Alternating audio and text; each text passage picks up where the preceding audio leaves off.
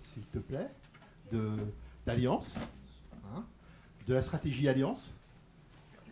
Exactement. Nadia, les dames d'abord. Nadia Filali de la Caisse des dépôts et consignations. Grégory Chenu du Crédit Agricole. J'ai failli me tromper. Et Marie Gindre, quand même. Mais PCE. Hein, c'est... Voilà. Asseyez-vous, n'hésitez pas. Voilà. Bon, je pense que à ce stade, vous avez vraiment une vue assez complète de la révolution blockchain et d'un certain nombre de conséquences. Vous avez pu tous voir que le mot automation est au cœur du système. Et vous avez remarqué on parle aussi d'IA, intelligence artificielle. Et là aussi, on parle d'automation. IA et blockchain vont ensemble. Et je vous conseille de lire le bouquin de Klaus Schwab, excusez-moi. C'est celui qui dirige Davos.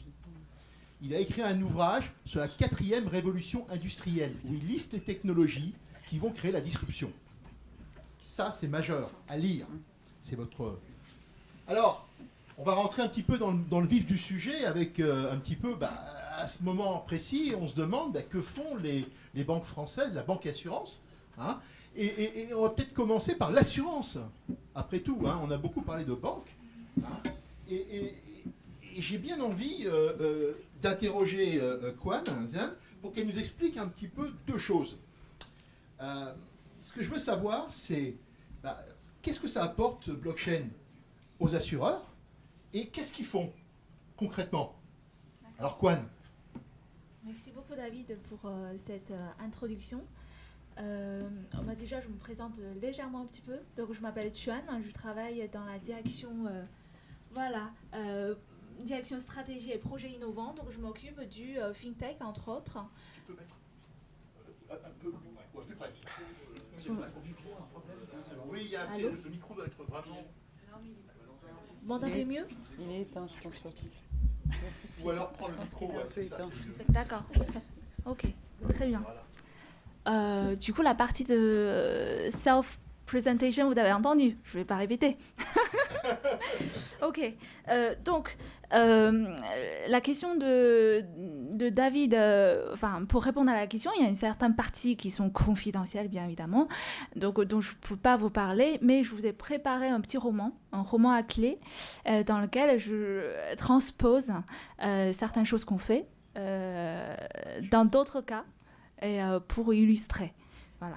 Donc, j'ai fait des petites animations. Je ne sais pas si ça va marcher. Hein. Ah ouais. Normalement, la voiture doit rouler.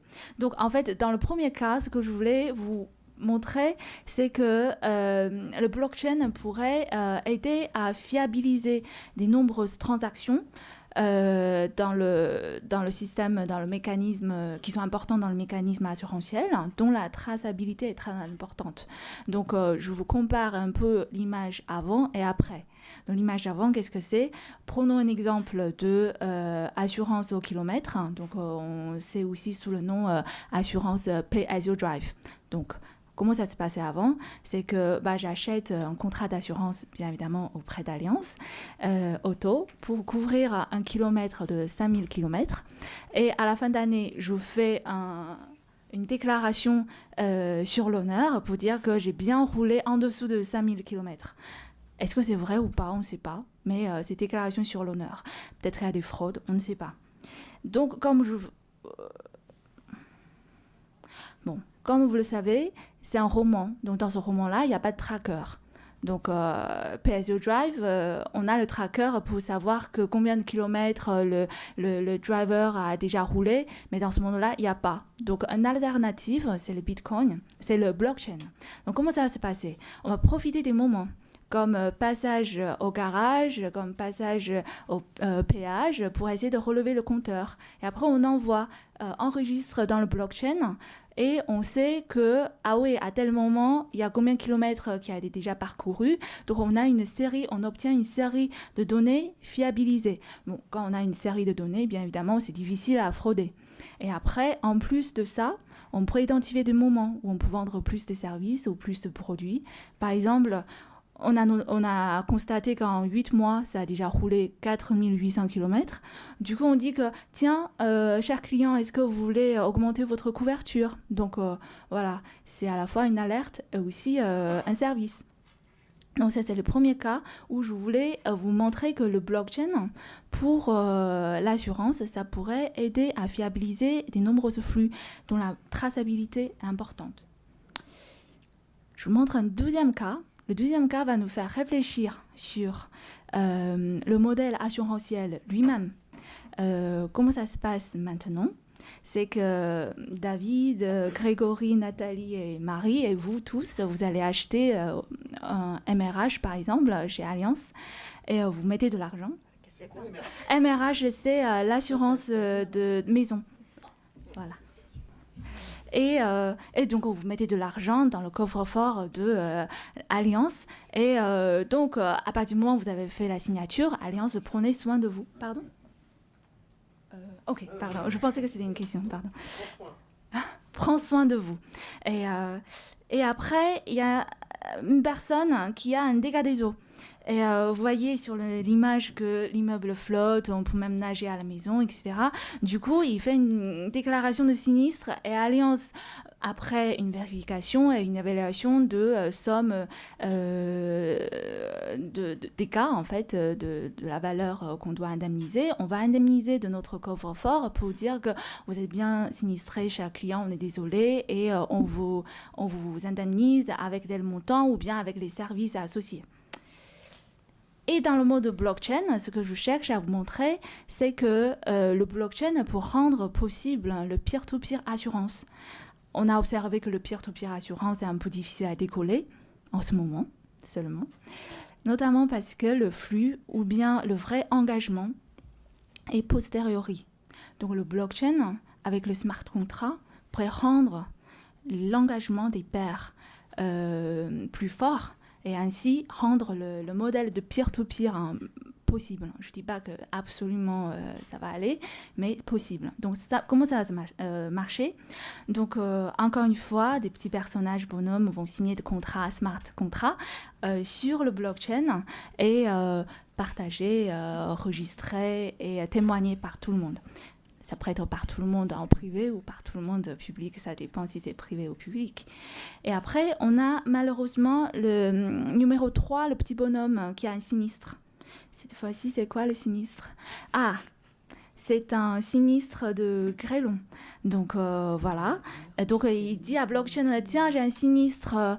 Et là, le blockchain va faire intervenir, cette fois-ci, pas forcément un assureur, mais tout simplement un expert de sinistre qui existe dans tous les réseaux d'indemnisation de tous les compagnies d'assurance, ou un certificateur de sinistre qui va évaluer un peu la situation et évaluer un peu le montant qu'on doit indemniser. Et il va dire à blockchain, oui, je certifie qu'il y a bien un sinistre, il n'y a pas de fraude, et j'estime qu'il y a 2000 € à indemniser. Donc, dans ce cas-là, le blockchain, avec le smart contract, va dire à chaque compte de ces bonhommes, à part le numéro 3, que vous allez virer chacun combien d'argent? 4 personnes, 500, 2000, c'est ça j'ai dit? Ouais, d'accord. Un certain montant à la personne pour couvrir. Et donc, en fait, comme je vous ai dit, le peer-to-peer, le problème principal en ce moment, c'est l'engagement relativement faible. Avec le blockchain, le smart contract, on va rendre possible, rendre plus fort cet engagement qui est posteriori. Voilà, c'est mon roman à clé. Donc, j'espère que ça répond à certaines questions. Je vais quand même rebondir parce que il y a quand même des choses que fait Allianz. Il y a surtout une société qui s'appelle Everledger. Exactement. Est-ce que tu peux nous en parler? Elle est incubée par, il me semble, par Allianz Arena. Allianz... Accélérateur. Accélérateur. Voilà. Qui est effectivement dans la stade. Est-ce que tu peux nous parler Arena. justement de ce que fait Everledger? Everledger, c'est un blockchain, c'est une start-up qui utilise la technologie blockchain à la fois privée et publique pour tracer les diamants et notamment parce que la valeur du diamant vient de la provenance. Comme on peut tracer tout au long de son parcours à qui ça appartient le diamant, d'où ça vient, parce que le Avalancher a passé des partenariats aussi avec des instituts de diamants, donc on peut pouvoir tracer d'où ça vient, à qui ça appartient et à qui ça a été vendu. Donc toute cette traçabilité va aider à garantir la valeur de diamant. En fait, ce que j'ai compris, c'est que chaque diamant a une sorte de coupe, un peu, enfin, comme la coiffure, un peu différent. Du coup, on met dans un 3D scanné et on va prendre certains points et c'est ces points-là qui va générer une série de chiffres qui est identique et voilà, un peu comme le fingerprint pour la personne, pour le diamant. Ah oui. Voilà. Et les diamants sont éternels, comme chacun sait. C'est ça. Merci, Kwan. Je vous en prie, avec plaisir. Maintenant... Et Crédit Agricole, bon, il est un peu partout dans nos campagnes, hein, il y a le salon de l'agriculture. Et le Crédit Agricole, il fait un peu plus que ça. Et il me semble, qu'est-ce que ça va apporter au Crédit Agricole, qui est quand même un des acteurs qui sont assez très forts sur les places de marché et sur d'autres, évidemment, places financières. Alors, concernant donc Crédit Agricole et on va dire les banques en général, avant de venir, j'avais pensé à quelques points sur lesquels, voilà, ce que ça pourrait changer. Et ce qui vient d'être présenté tout à l'heure a repris exactement ce que j'avais prévu. Comme tout ça, tout est bien organisé. On a vu tout à l'heure une démonstration de paiement. Dans la démonstration de paiement, il y avait théoriquement un commerçant qui aujourd'hui fait appel à des banques pour encaisser l'argent. Oui. Donc on a bien vu qu'un système Bitcoin, c'est d'autres types d'opérateurs auxquels on fait appel. Il y a des systèmes, aujourd'hui on paye avec une carte. Donc pour le porteur, pour celui qui paye, il a aujourd'hui une carte. Il est habitué, sa carte lui est délivrée par sa banque. Demain, il n'a peut-être plus besoin de cette carte. Il va avoir des comptes en Bitcoin ou une autre monnaie, que sais-je. Donc on voit bien que les systèmes de paiement, où les banques sont évidemment très, très, très importantes, commencent à être attaqués sur ce sujet-là. On a vu aussi, il existe aussi d'autres produits, ce que j'appelle produits ou services typiquement bancaires, qui aujourd'hui commencent déjà à être disruptés avec tout ce qui est Bitcoin, blockchain. J'ai fait un petit peu mon marché, j'ai regardé qu'il existe des comptes rémunérés de l'épargne en Bitcoin. Donc vous déposez des Bitcoins et tous les jours, c'est magique, hein, c'est pas comme livret une fois par an, tous les jours ou alors tous les mois, vous avez des intérêts qui sont versés. Voilà. Et c'est un produit typiquement, on va dire, bancaire. Vous avez évidemment du crédit qui peut se faire de cette manière-là. Voilà pour vous dire que en fait, les métiers bancaires et les services bancaires commencent déjà à être un peu transformés, enfin copiés à ce niveau-là.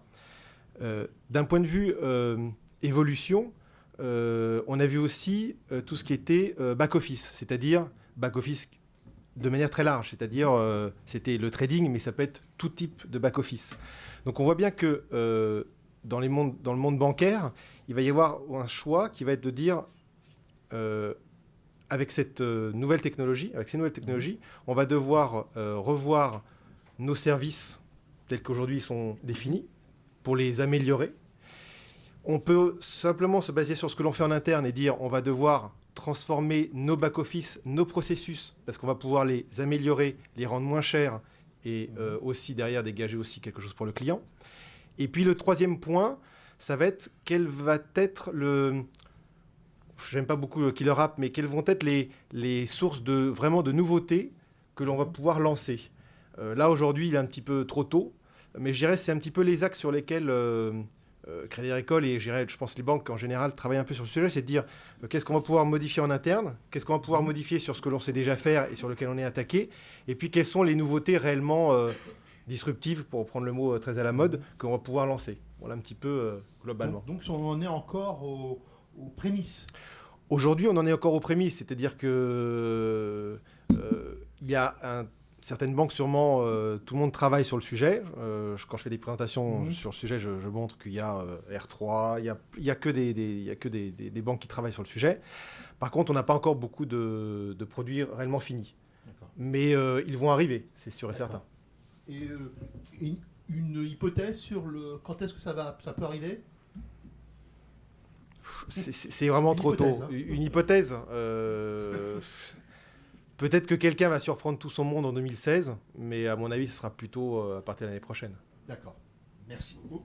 Bon, c'est très clair.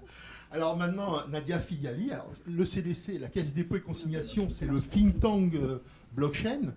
Alors j'ai été invité le 24, il y a l'Assemblée nationale. Il y a un colloque à l'Assemblée nationale. Il y a un colloque à l'Assemblée nationale, hein, et dedans il y a Philippe Debost et toi-même, qui animez une des sessions. Hein. Donc la blockchain est au cœur, je dirais, de l'introduction chez nos gouvernants de ces nouvelles technologies. Alors comment la Caisse des dépôts voit blockchain ? La Caisse des dépôts n'est pas l'État, hein, mais je...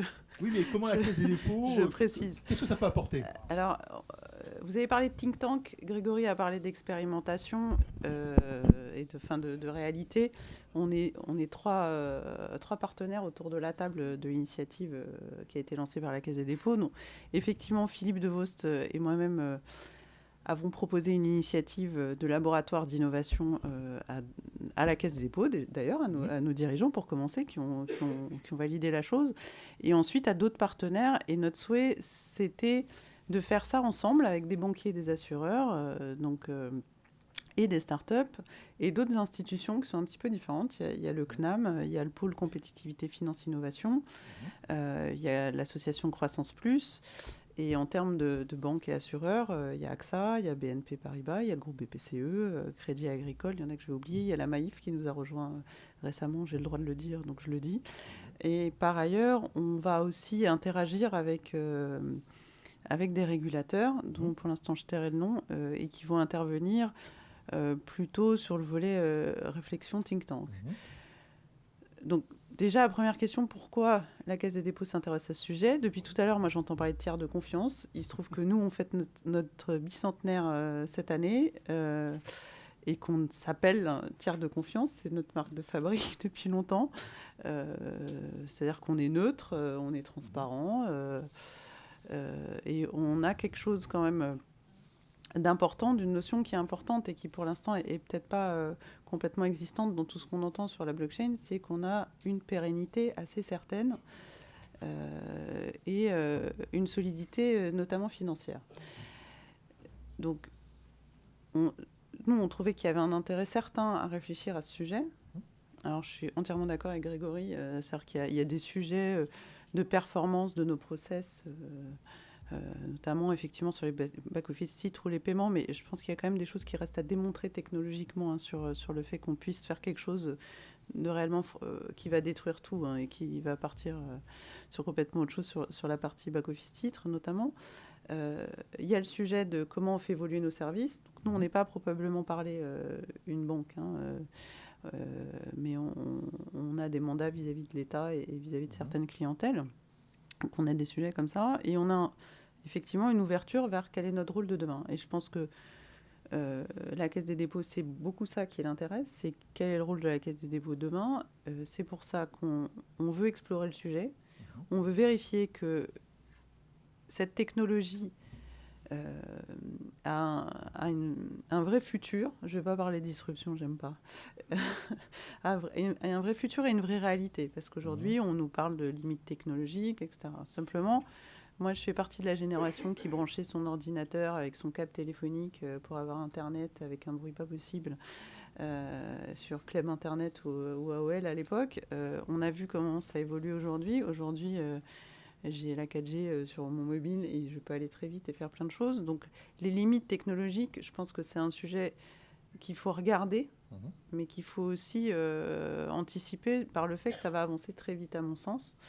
Que par ailleurs, quand on parle de blockchain, on parle de la blockchain Bitcoin, mais il y a d'autres technologies qui sont en train d'arriver ou d'émerger comme Ethereum, mais qui sont aussi remises en cause parce qu'aujourd'hui, le code, il est absolument complètement buggé, donc ils vont tout refaire, il faut le savoir.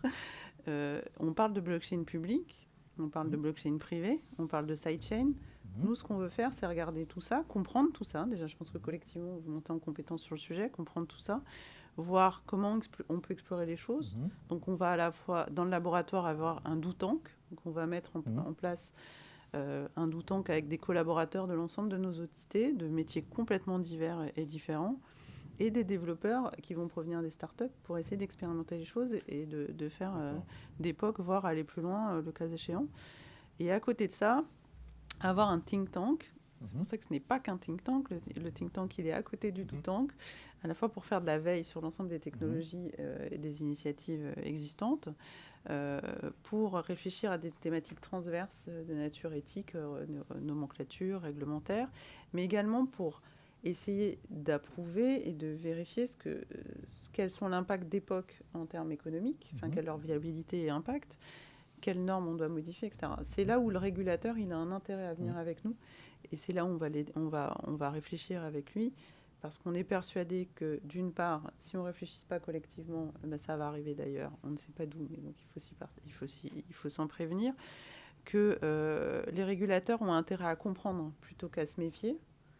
Donc moi, j'ai entendu des choses de leur bouche qu'est-ce qu'on peut commencer par interdire, c'est quoi ces monnaies, etc. Je pense que le sujet, il n'est pas que de la monnaie, même s'il y a un sujet très, très intéressant. Tout à l'heure, on parlait de monnaie centrale, de création de monnaie au tout début de l'intervention. Je pense qu'il y a des vrais sujets, mais que pour l'instant, il y a quand même des réglementations. Mais que si on arrive si on arrive collectivement tous à comprendre le sujet et à essayer d'avancer ensemble, on pourra faire des choses. Voilà. D'accord.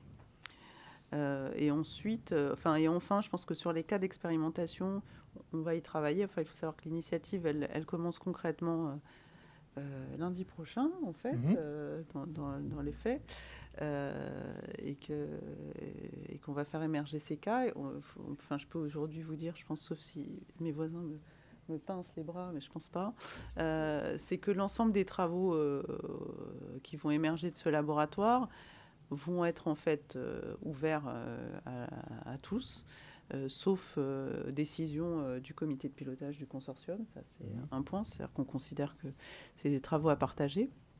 Voilà. Ça, c'est le premier mode d'intervention de la Caisse des dépôts sur ce sujet. Il se trouve qu'on a un groupe. Il n'y a pas que l'établissement public Caisse des dépôts, donc je peux déjà vous dire qu'il y a des filiales qui travaillent sur des sujets et des filiales industrielles, et que nous, au sein de la Caisse des dépôts, à côté du laboratoire, avec nos partenaires, on a monté une communauté. Vous m'excuserez de la blague, mais on l'a appelée Block CD Chain.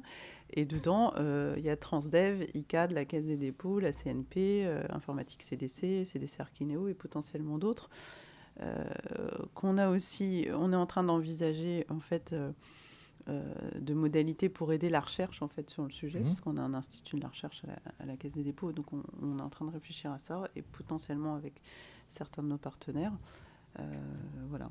Est-ce que vous allez aussi irriguer, vous avez parlé de la recherche parce qu'il y a des chercheurs ici. Oui, je sais. Est-ce qu'ils pourront participer sur un appel à projet? Comment ça va se passer? Est-ce qu'il y aura des pôles de compétitivité, pôle test par exemple, qui peuvent entrer dans le club? Comment ça se passe? C'est pas un club. Hein. Nous, on a un institut de la recherche. Notre mode d'action, c'est plutôt du financement de chaires. Donc, on est en train d'y réfléchir. Donc, effectivement, il y a déjà eu un échange tout à l'heure sur le sujet. C'est pas un club qu'on va monter. Voilà, c'est juste ce que je peux vous dire aujourd'hui. Ensuite, il y a un point, c'est que la Caisse des dépôts travaille à favoriser l'écosystème français, enfin les écosystèmes économiques français dans leur ensemble.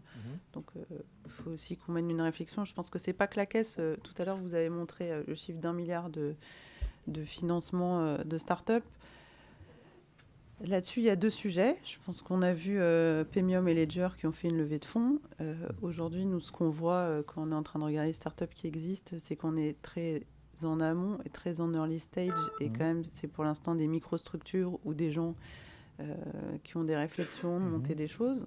Il n'y a pas vraiment d'entreprise avec un projet très, très fort. Il y en a très peu. Donc, le sujet du financement, il commence déjà par l'offre, quelque part, ou la demande, et ensuite, sur l'offre, en France, on sait financer les entreprises, mais on sait très peu les financer sur un pari, en fait, de départ, à ce stade-là. Donc, il y a un sujet... Il y a un sujet à traiter également là-dessus, et que les levées de fonds qu'on a vues passer ces dernières semaines, notamment Digital Asset ou d'autres, en fait, c'est de la blockchain privée. C'est pas forcément une application de blockchain publique. Donc, il y a ça à comprendre. Je pense que quand on parle de blockchain, il faut vraiment qu'on arrive à capter qu'on parle soit de blockchain public, soit de blockchain privé, mais dans ces cas-là, on est plutôt sur du progiciel. Enfin, excusez-moi de dire ça comme ça, mais c'est quand même un peu ça.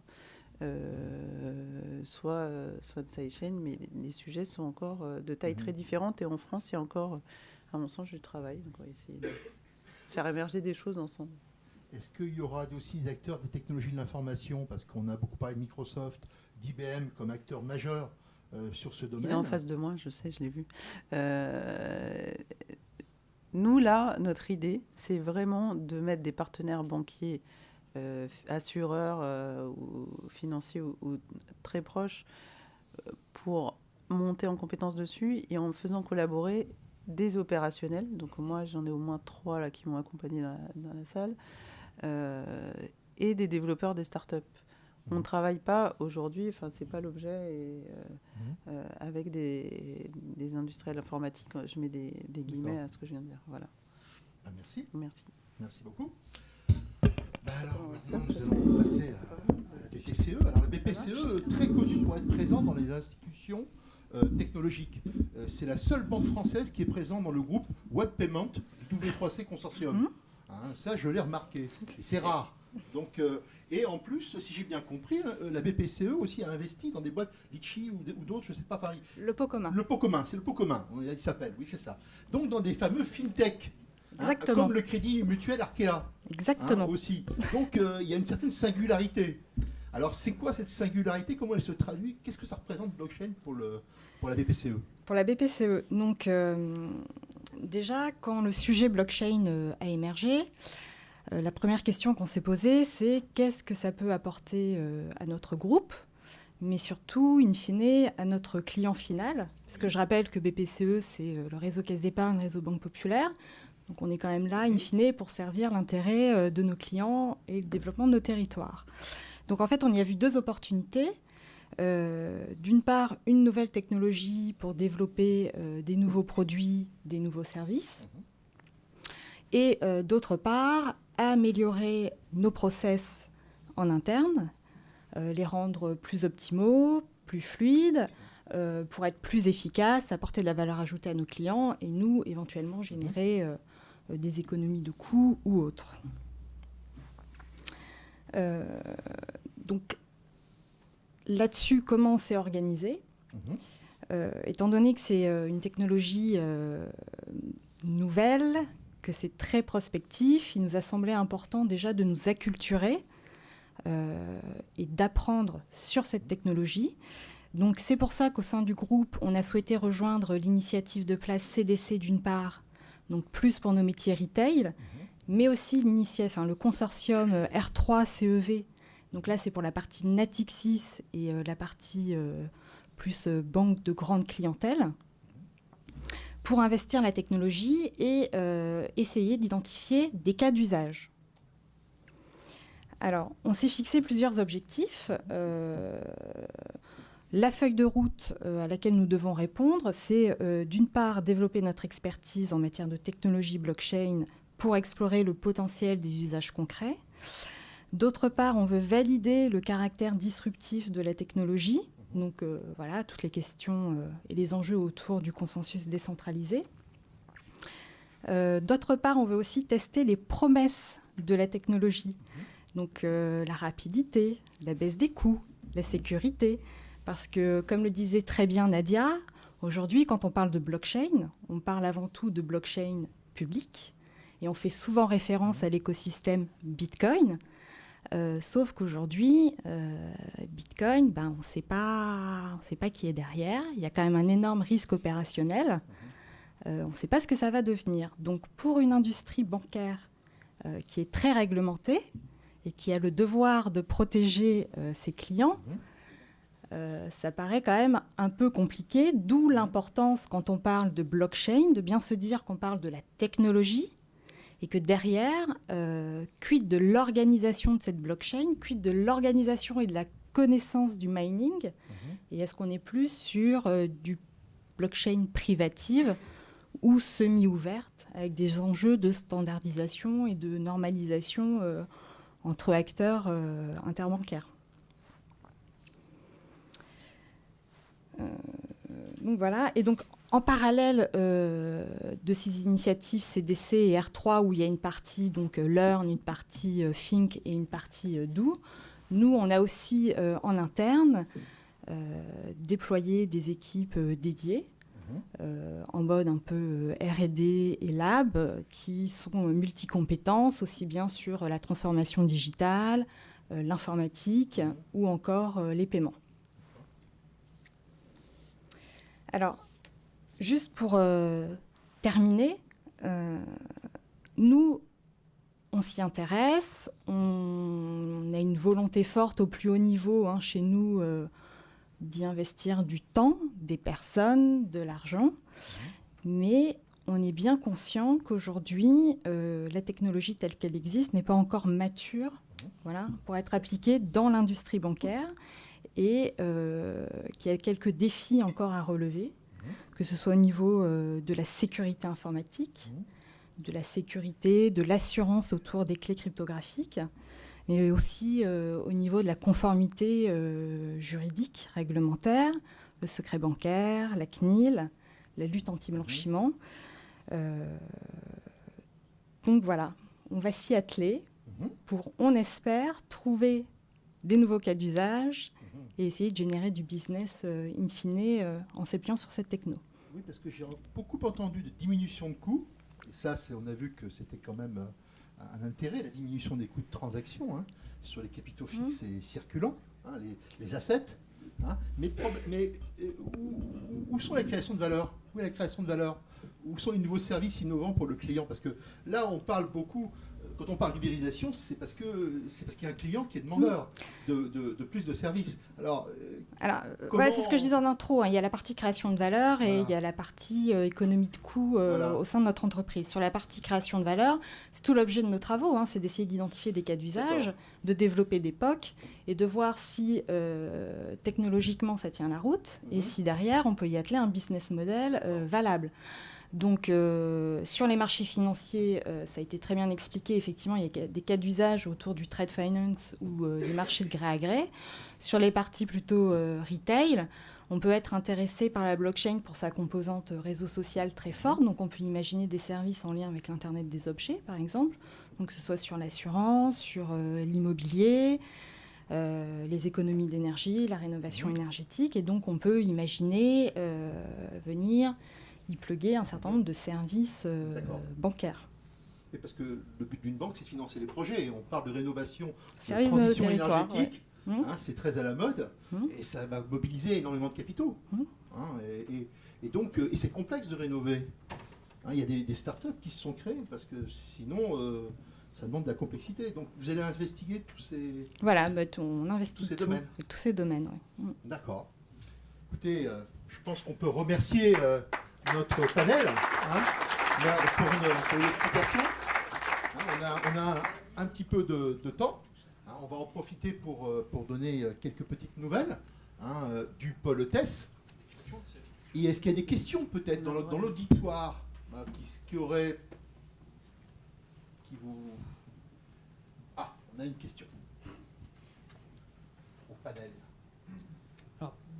Dans mon métier, je travaille beaucoup avec les processeurs de paiement, les gros, Elavon, First Data et tout ça, et Mveco.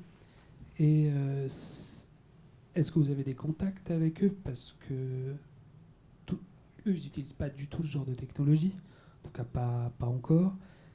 Et comment...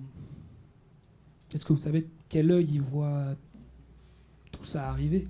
Puisqu'ils vont être attaqués sur leur business, sur le paiement directement. Est-ce que au panel, quelqu'un peut répondre? Alors moi, je ne les connais pas bien parce que je suis plutôt de la partie titre que moyen de paiement, mais ce que je peux vous dire, parce que je vois quand même arriver les demandes d'intégration sur initiative de place, il y a le milieu des cartes bancaires qui s'intéresse au sujet, très clairement.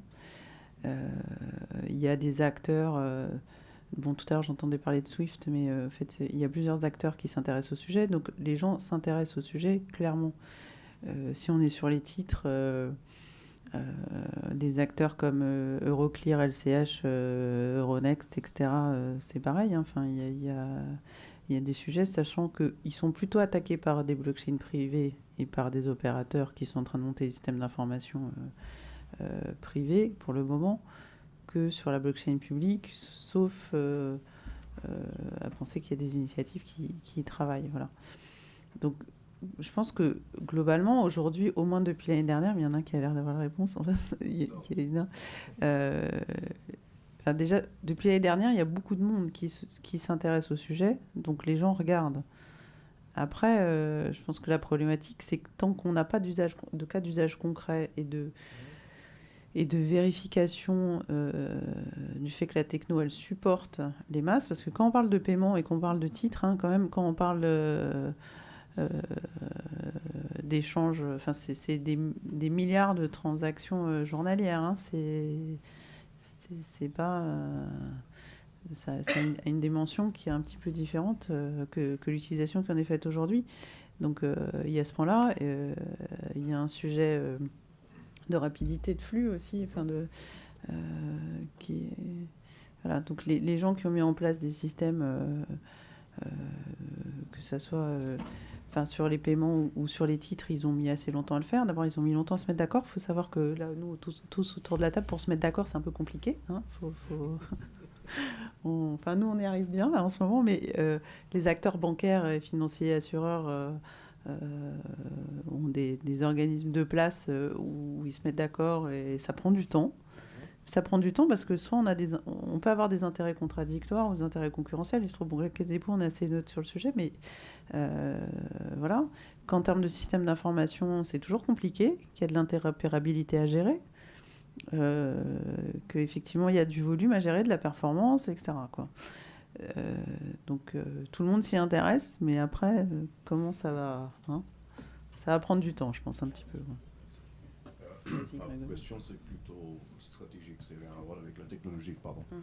Et en fait, je voulais savoir, aujourd'hui, on sait qu'il y a plusieurs entreprises qui sont en train de faire des partenariats avec des startups pour développer ces technologies. Et vous êtes en train d'investir des argent, des gens, tout ça. Et je voulais savoir si vous êtes prêt de faire un investissement avec un startup, même si vous savez, en faisant ça, vous allez cannibaliser votre propre partie de marché. Pour le développement de technologie. Donc, est-ce que vous êtes prêt d'avancer la société en faisant un sacrifice? Je dirais que globalement, toutes les banques et les assureurs aussi, qui sont, on va dire, très institutionnels, ont compris que depuis maintenant quelques années, elles sont obligées d'investir et d'aller voir ce que font ces fintechs, ces startups, etc. Parce que il y aura de toute façon, même si on marche un petit peu ou si on détruit une part de nos marchés actuels, vaut mieux en détruire un petit peu maintenant que le perdre entièrement dans quelques années, à horizon 5 ans, 10 ans, 20 ans. Et puis pour revenir sur la partie moyen de paiement dont on a parlé tout à l'heure, aujourd'hui tout le monde regarde. Et aujourd'hui les flux et les volumes ne sont pas peut-être suffisamment importants. On a vu tout à l'heure Paymium, showroom privé, donc on commence à avoir quelques marques intéressantes, importantes. Demain, s'il y en a plusieurs, d'autres, ça va prendre de l'importance. Je prends aussi un cas particulier pour tous les moyens de paiement. Il y a un acteur qui s'appelle PayPal qui vient d'embaucher l'ancien CEO de Xapo, qui est un utilisateur de wallet. C'est peut-être pour faire du tourisme, mais enfin quelqu'un qui est spécialiste du Bitcoin, qui va chez PayPal. Comme j'ai dit, ça ne sera peut-être pas dans les 6 mois, ça ne sera peut-être pas dans cette année 2016. Mais en tout cas, voilà, on voit bien que tous ces milieux-là commencent à se parler et tout le monde commence à regarder. Donc on peut imaginer qu'il va se passer des choses. Écoutez, je vous remercie. Nadia ? Je voulais dire que par rapport au fait de travailler avec des startups et d'avoir un effet de cannibalisation, et ça va au-delà de blockchain. Je pense qu'aujourd'hui, la façon de travailler entre les entreprises, elle est en train de bouger. C'est même ce qui est perturbant aussi dans blockchain, hein, si on part au-delà de la technologie, d'un point de vue social, économique, etc. C'est que la façon de travailler ensemble est en train de bouger et qu'on ne peut pas se dire à chaque fois je vais tout faire in-house. c'est mort, ça. Enfin, pardon, mais c'est mort. Donc, même quand on est Caisse des dépôts, on a des projets dont je ne vous parlerai pas dans le détail aujourd'hui, mais où, en fait, on fait travailler des entreprises à côté de nous. On ne fait pas tout, voilà. Et je pense que c'est le cas pour beaucoup d'entreprises et pas que les entreprises bancaires. Ça ne veut pas dire qu'on va se faire manger le marché sur le truc. Parce qu'on peut être complémentaires, on peut aller plus vite. Parce que les technologies, elles existent et qu'elles sont traitées par certains qui savent mieux le faire que nous, quoi. Et quand vous êtes sur des technologies émergentes, au-delà du fait que ça coûte cher de monter des équipes spécialisées sur un sujet, ça a pas forcément, il y a plus d'intérêt à travailler en collaboration. Vous avez une accélération énorme de la création d'accélérateurs, d'incubateurs, d'excubateurs, de ce que vous voulez. Bon, il va y avoir, ça va s'écrémer rapidement, mais ça sert aussi à ça, quoi. Donc, Quoi? Tout simplement une petite remarque en réponse de le vôtre. En fait, je pense que tout le monde a envie d'apprendre, de surveiller, apprendre, et après devenir un market shaper pour en profiter. Donc, quitte à détruire un peu la valeur actuelle. En plus, c'est que le business, qu'est-ce que c'est? En fait, c'est là où il y a le client. Donc, en fait, si le marché, ça diminue, existant diminue, et il y a un nouvel marché qui augmente, c'est mieux qu'on bouge maintenant. Et après, je me permets juste de prendre un exemple qui est IBM. En fait, IBM vendait, pour les gens peut-être dans les salles, connaissez, que vendait des ordinateurs. Qu'ils ont vendu cette partie à Lenovo, à d'autres parties, et là, ils se concentrent sur la partie IT conseil. Donc, en fait, c'est la capacité de se réinventer, de repérer là où il y a des opportunités, là où vont les clients. Ça, c'est le plus important. C'est pas de protéger notre territoire actuel en disant qu'on va pas bouger, on va se défendre, on va écraser tout le monde. Non, c'est pas comme ça marche. Les clients, il y en a tellement partout dans le monde qu'on peut pas orienter leurs besoins. Voilà. Merci. Alors, parlons justement, juste avant de quitter, tu as parlé d'IBM. Alors, j'ai cru voir qu'il y avait un projet open source, un des plus gros, qui est soutenu par la Linux Foundation, qui s'appelle Hyperledger. Et j'ai vu aucune banque française, rien. Alors, est-ce que ça va bouger? C'est la dernière question qui me vient en tête. Parce que c'est quand même la Linux Foundation, c'est ceux qui créent les standards mondiaux. Hein, là, je veux dire... Et c'est de l'open source. Il y a plus de 40 grandes institutions, Lehman Brothers, JP Morgan, Goldman Sachs et d'autres. À voir, ou ça sera vu dans le do tank, dans le think tank. Vous nous inviterez l'année prochaine. Hein. L'année prochaine, d'accord. Ok, merci beaucoup. On peut l'applaudir. Ok.